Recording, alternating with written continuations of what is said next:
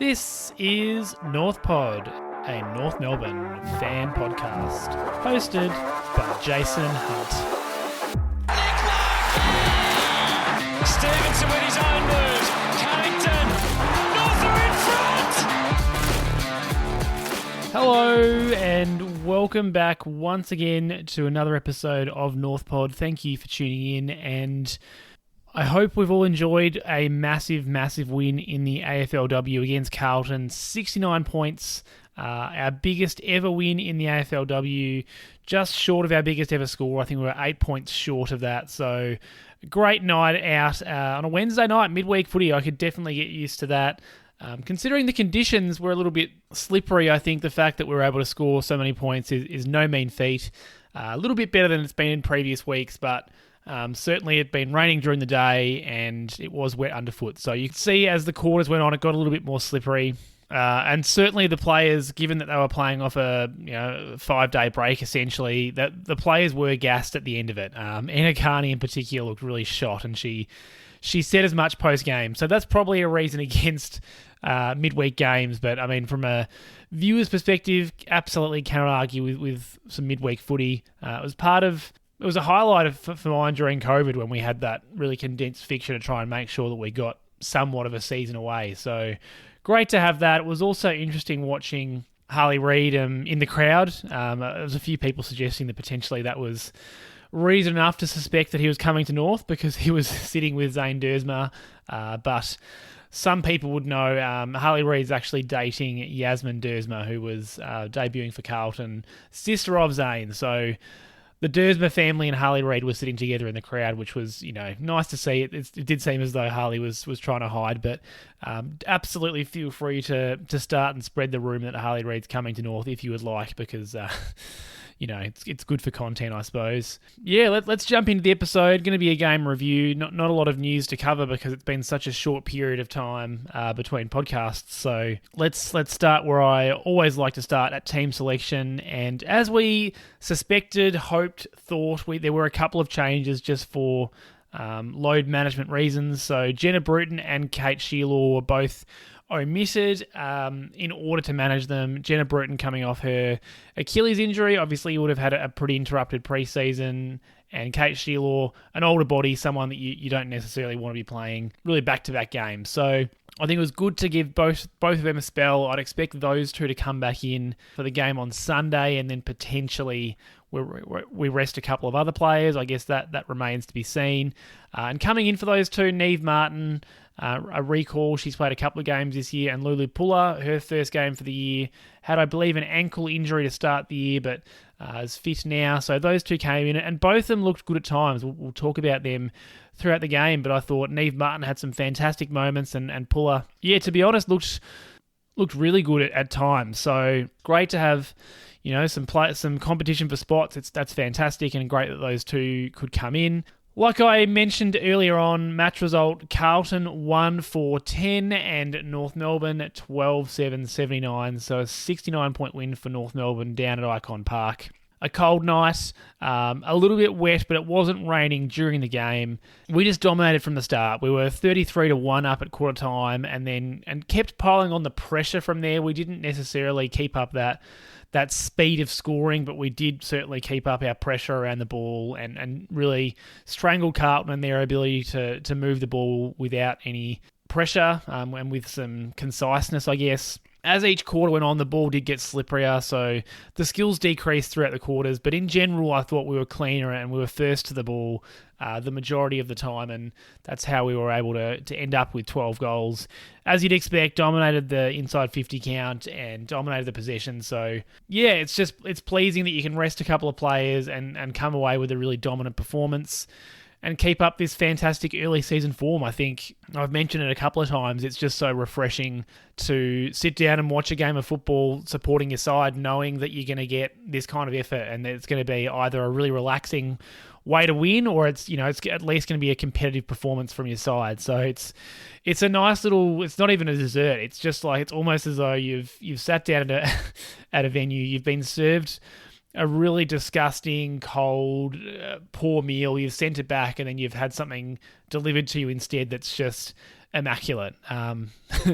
Anyway, you can take or leave that analogy, but you get the idea. It's fantastic watching these women play footy, and such a privilege, I guess, to have such fantastic players on our side. Let's have a look at story of the game, and I think we saw our brand on display several times where our pressure and our defensive 50 pressure led to turnover, and then we were able to slingshot, quickly spread, and then with overlapping hand pass and looping kicks, got over the back of the Carlton defence.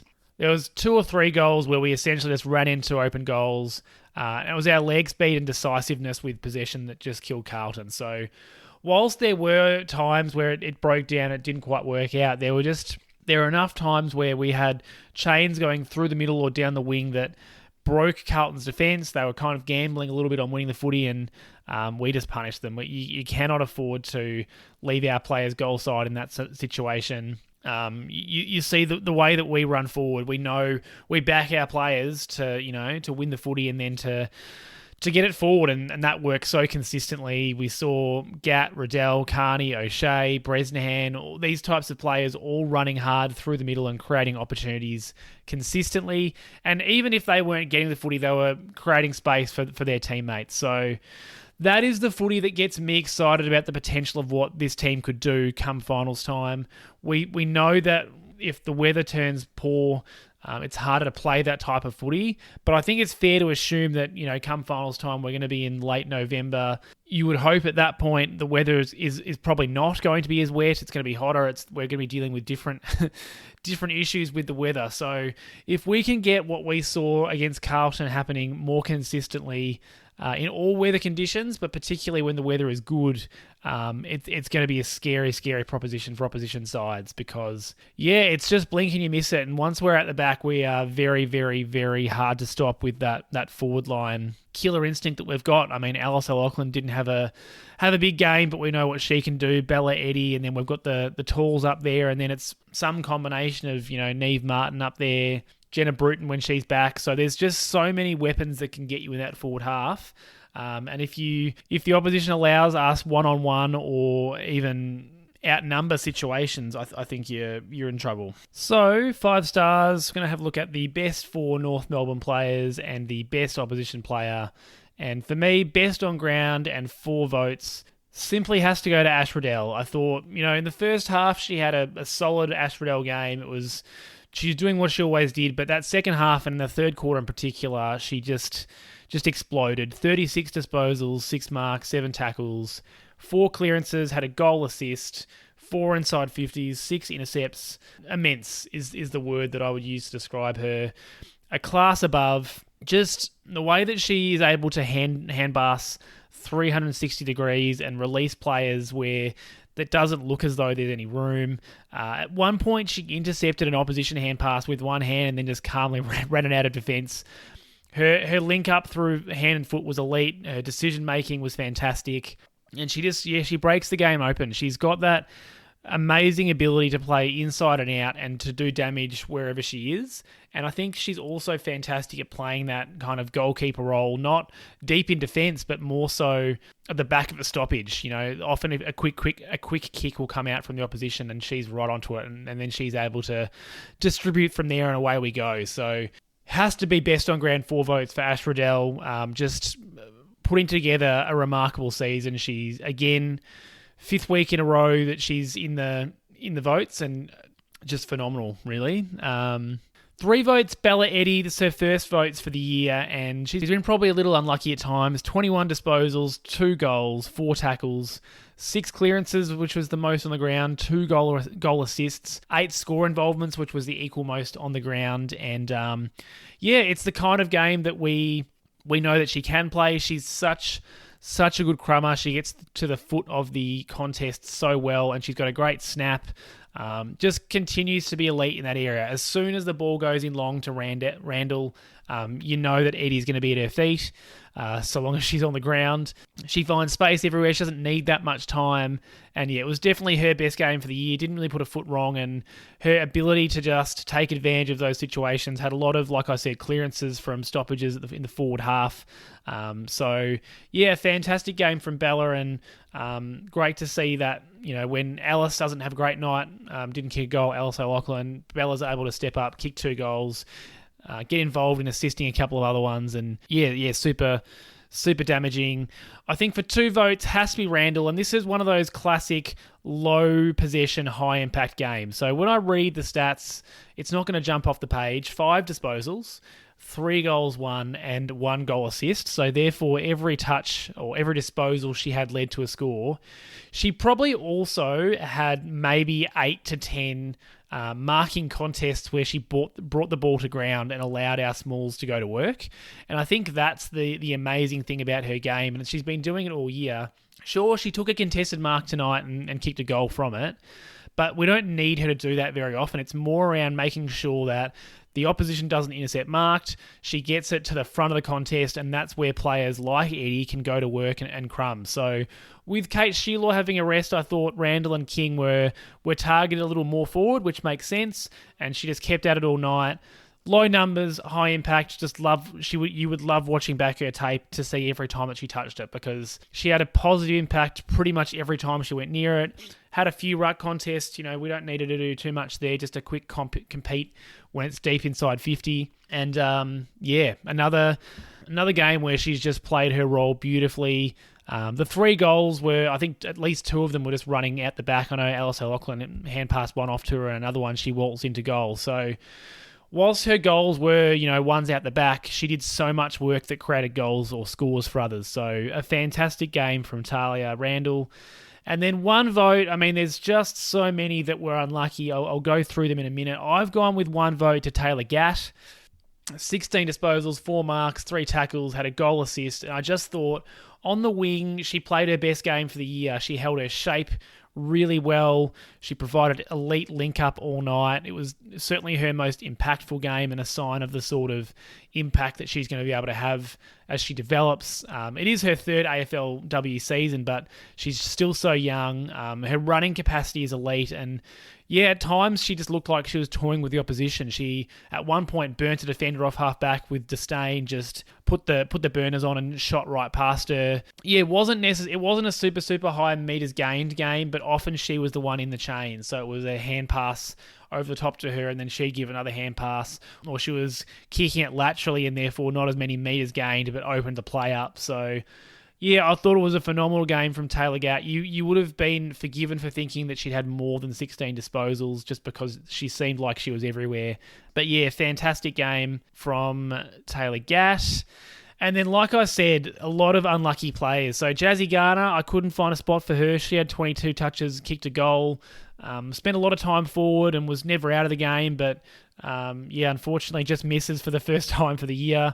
I thought Sarah Wright's first half was fantastic, had a lot of 1%ers, 7 1%ers, which I think would have mostly been spoils, particularly in the first half. She was really energetic and getting involved in contests, and you know what she's like. Her and Birch and Ferguson were just scroungy. They didn't give away anything at all. I thought Ruby Tripodi's reading of the tap work was fantastic, building some great chemistry with King and Rennie in the ruck. And Mia King's the usual contested footy and clearance work. Emma Carney's drive off half-back was fantastic, had some really good repeated efforts. So any of those players, and I've probably missed a couple that are a little unlucky as well, like any of those could have featured in the votes. It was one of those games where we had so many players playing their role, but there's only room for 4, so just going over that again. Riddell 4, Bella Eddey 3, Randall 2, and Taylor Gatt 1. In terms of the best opposition player, there were several accumulators for Carlton. I thought probably Keely Sherar, 26 disposals, 5 marks, 10 tackles, 4 clearances. Consistently found the footy, tried her best to repel the onslaught, had support with players like Skepper, Mackay, who had to go off injured, but they just weren't able to break through our defence often enough. So they tried their best. They just didn't have enough mates going with them, unfortunately. But I thought Sherar probably had the most impact. She tackled hard. I thought, overall Carlton tackled quite well, and Keely definitely tried to tried to repel our efforts. So I think probably she was best on for Carlton. In terms of the 5 stars right now, Riddell is back out to the lead on 15 votes now, 15 out of a total possible 20. So absolutely killing it, Ash Riddell. Jasmine Garner, 12 votes. And then it does drop off. O'Loughlin and Sherar are tied for third on 4 votes. And there's several players on 3s and 2s and 1s. So nice little spread down the bottom there. But Riddell and Garner currently at nearly the halfway mark of the season, absolutely smashing those votes. So let's have a look at some positives and negatives from the game. Really hard to find negatives, to be honest. So there's going to be some nitpicks in here. I'll whip through these negatives because there's certainly more to talk about on the positive side. Our stoppage game wasn't as dominant as it has been in the past. We did win stoppages 28-24. We did win hit-outs 37-30. So we were winning in that midfield battle, but it wasn't a domination. Often it was repeat stoppages. Carlton really tried to junk it up and hold the ball in. That was their best strategy to try and stop us scoring. And as the game went on, I think they were able to do that better. Garner was sat on, so her influence was less than normal. You could see she won a couple of free kicks are being held just because the Carlton players were anticipating that she was going to grab the ball and tackling her beforehand. Just the 2 clearances for her. She was able to go forward as a result of that and, still have some influence there. And it wasn't a bad game by her, but she just wasn't able to have as much influence because she was tagged pretty heavily. I mentioned her just before, but Ruby Tripodi was a highlight for me. Read the taps beautifully a couple of times. And yeah, I think we could probably just get a little bit better in this area. Just like Ruby, we probably need some other players getting that first use of the footy and getting the ball out away from clearance situations. So yeah, Tripodi was great and is building some great chemistry with the ruck women. We just need to work on when it's when the opposition sides are trying to junk it up a little bit. Do we go for a hit out that's going to get the ball further away from the congestion? Because I think at times we were just tapping it down at our feet and then we're getting tackled immediately and it's repeat stoppage. So that's something I think we could work on, but it certainly didn't impact our ability to win the game. I thought potentially we would have tried to manage some of our better players or our players with high workloads a little bit better throughout the game. So I know we've rested 2 in Bruton and Shelar, but I would have thought that someone like Mia King doesn't need to be playing 84% game time in a game like this. Tripodi only played 61%, so that's where I would have loved Tripodi to maybe step up a little bit and take some of the game time away from players like Riddell and Mia King and Jazzy Garner. Look, I understand that playing with form and trying to rest players too early, it's a dangerous game, but yeah, I just would have loved to see a little bit more game management, particularly in that second half where the game was won. I would have loved to see Tripodi playing a little bit more and getting some of our guns a little bit of rest. So not a big issue. It's not something that I think is cause for major concern, but if someone does cop a soft tissue injury, you're going to be looking at decisions like that and just wondering if you could have managed your players a little bit better. And then the only other thing, and again, it's really actually not a big deal, we did lose the tackle count 87-61. But to be fair, I honestly think that's mostly a reflection of the fact that we had so much possession. We had 80 more disposals. And a lot of those tackles were in these situations that I'm talking about where it's a clearance, it's a repeat stoppage. So it's not a tackle that's necessarily, stopping a scoring opportunity or a chase down tackle or a corralling pressure. It's more of a pile-on sort of tackle. So not something to be concerned about given we broke the record for the most tackles in a game last week. We know that we're a good tackling side, but I guess more so it's around, like I mentioned, what are we doing around those clearance situations to try and get the ball free? Because once the ball's on the outside, I think we would back ourselves more often than not to win the contests and come away with the footy. So yeah, that's what I would like to see. Just a little bit more creativity so that we're not getting tackled, we're not getting the ball junked up there for long periods of time, because like I mentioned, I don't remember if it was last week or a couple of weeks ago, because of the way that time on works, if we have repeat stoppages, it really takes a lot of the time out of the game, and that's really what opposition sides are going to try and do to us, because They're not able to score, but they can at least try and stop us from scoring or limit our scoring. To be honest, that is all I could find for negatives, so we're going to go over to the positives now. I thought our halfback drive was really strong. We had a lot of players driving the ball forward off halfback and across the wings. I thought it was O'Shea's best game for the year. She had some great moments and didn't have any of those moments that I think she can sometimes have where she holds on to it a little too long or is not so aware of her surroundings. I thought she had a good game. I mentioned Taylor Gatt was fantastic in transitioning the footy. Emma Carney, she looked absolutely spent in the last quarter, and that was because there were so many times where she gave a kick and then tried to get the next disposal or be involved in the next disposal. I thought that her 1-2 game was great. Bresnahan's probably best game for the year as well. I thought her drive off halfback, and again, similar to O'Shea, she had less of those moments where she was a little too slow to get rid of it. She's got a great booming kick, Bresnahan, and was able to use that several times. Lulu Puller, I mentioned, came in for her first game for the year, and she looked good first up. She kicked a goal late came from a wayward Emma King kick towards goal. And she did some great things, Puller. It seemed to me as though she was playing in a few different positions, a bit of a Liam Shields, if you like, in that she was plugging some holes. And I thought she was good first up. We know that Amy Smith's usually very reliable, and she was again. So, look, all of these players were just helping us transition the ball through the middle part of the ground. And I thought, that was our brand. Our brand is that fast ball movement from half-back to the half-forward line. And it was probably, at times, the best we've seen it. Maybe you could argue the Brisbane game was also fantastic. But, the way that we were able to find targets, hold possession, take marks, and then quickly keep moving the ball was fantastic. The defensive tools usually did a pretty good job of getting it to ground, and then we were able to go to work. We saw that Moody had a contested mark against three North Melbourne defenders. I'm not sure that's going to look good on the tape, but if that's your one error all game, I think you're going okay. The others, as soon as the ball hit the ground, the others did the rest, and I think that's all you can ask from the half-backers and those midfielders that push deep into defence to help out. So that was very encouraging. I think it was interesting to see what the forward line looked like without that extra tour in Shelar. And I mean, look, it didn't matter. Randall kicked 3, King kicked 2. She should have had 3, except for that shank that she had late that Puller marked that I just mentioned. And the Smalls looked dangerous at their feet. O'Loughlin had a quieter game. She was involved early on, and she did have a goal assist, but wasn't able to quite hit the scoreboard like she's been able to in her other games for the year. But Bella Eddey was fantastic. Vicky Wall kicked a goal and was fantastic. Garner was a threat forward. And Neve Martin, who came in return game, she's one of those ones that's a little bit on the fringe. And I thought she played a fantastic wing half-forward game where she was opportunistic, she was evasive. She very nearly kicked a goal of the year contender with evading 2 players and getting one on her boot that just got spoiled on the line. So a very close one. And I thought she came in and was really impactful. She equaled Bella Eddey's 8-score involvement, so was only able to kick 1 herself and had two behind, so a couple of opportunities, but was involved in setting them up for others.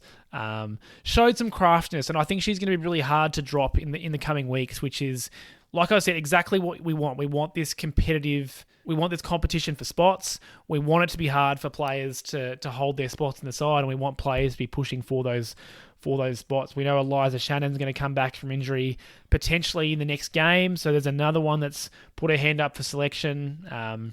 It's just great that we've got so much competition for spots now, and we're going to have to find either ways to give players games, or we're going to have to rotate a little bit. It's going to be tough. So they're the sorts of tough decisions that you want to be making, not how do we fill this hole.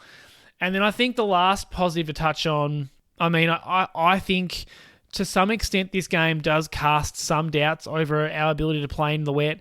It was wet underfoot, but it wasn't raining in the game. So I think there's still a bit to prove if the weather does completely turn. It just seems like it's raining for most North Melbourne games at the moment, which is not what we want. But I think at least we showed that if the ball's a little bit slippery and wet, we are able to handle the pressure. But yeah, certainly the conditions are certainly a lot better than they were against Geelong or Port Adelaide. So yet to completely prove that, but I think I think we've gone a little bit of the way to showing that we can handle conditions like that. That's going to wrap up the game review. I think the only other thing that I probably should mention, and it goes against what I was just talking about, but there is a bit of an AFLW injury crisis at the moment. For those of you that don't know, that the list sizes are smaller for the AFLW sides, and so, a couple of injuries. We've had lots of ACLs across other sides. You have a few injuries, and sometimes it can be hard to actually field a full side. We are so fortunate that we have a very small injury list at the moment, so it's not something that is super concerning to us, but there are some sides that are, aren't able to field a full side plus 3 emergencies at the moment. They've got replacement players having to field those spots, so it's just one to watch, I think. Particularly as we come through this really condensed fixture, there's probably going to be a couple more injuries than normal, and that could potentially create some issues. So that's one to watch. It's not a good thing. I think it's actually a bit of a reflection on the state of the AFLW. It's still not a super well-resourced competition.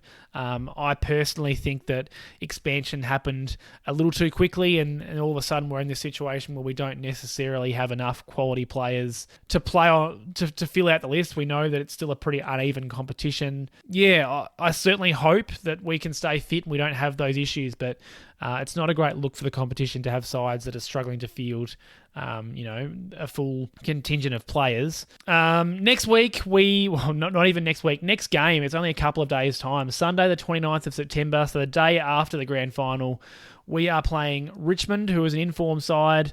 They lost by 1 point in round 1 to West Coast, and they have not lost since. So a big game for us. They're a side, I think they're sitting third as I record this podcast, so they're sitting pretty highly on the ladder. We have to take that game very seriously. It's not a light opposition like we've had potentially against sides like Port Adelaide and Carlton. It's another one that's, looms as a potential danger game. Monique Conti, we know, is a fantastic player. Plenty to look forward to in that game. If you've had a big AFL grand final day, what a great way to recover, to watch the girls down in Tassie, hopefully snag a win against Richmond and continue their unbeaten start to the season. What better way? I certainly am looking forward to that. And hopefully, like I said, we are able to rest a couple of players. You don't want to see the whole side being changed over or anything like that, but I think you have to look at this as an opportunity to bring Shelar and Bruton back in, and then maybe rest a couple of other more senior players that have potentially had some niggles, something like that. I think that would be the logical thing to do. That's going to do it for the AFLW chat. I know there's been a lot of talk about potential trade targets for North Melbourne for the men's side in the last few days. I'm going to save that for the men's focused episode that I'll do next week. But I'm sure it's come across your desk. We've been linked to Caleb Daniel. The Luke Parker trade rumours have gotten stronger. Put our hat firmly into the ring for Dan Houston. So I know all of that's happening. We seem to be linked to a lot of players at the moment. I think I'll try and unpack that, like I said, in the next men's focused podcast. So I know it's happening, and feel free to shoot through your thoughts to me about how you're feeling about that. But I'll cover that in the next episode. That's going to do it for this one. Enjoy this footy festival that we've got at the moment. Enjoy the AFL Grand Final. And I'll speak to you in the coming days. Go North. Thanks for listening to another episode of North Pod. If you give me a rating or review on your podcast service, that would be much appreciated. And please follow me on all social media at North Pod Show. I'm on X or Twitter, Instagram, YouTube, TikTok, and I'm also very active on the North Melbourne subreddit. Hope you'll join me for the next episode.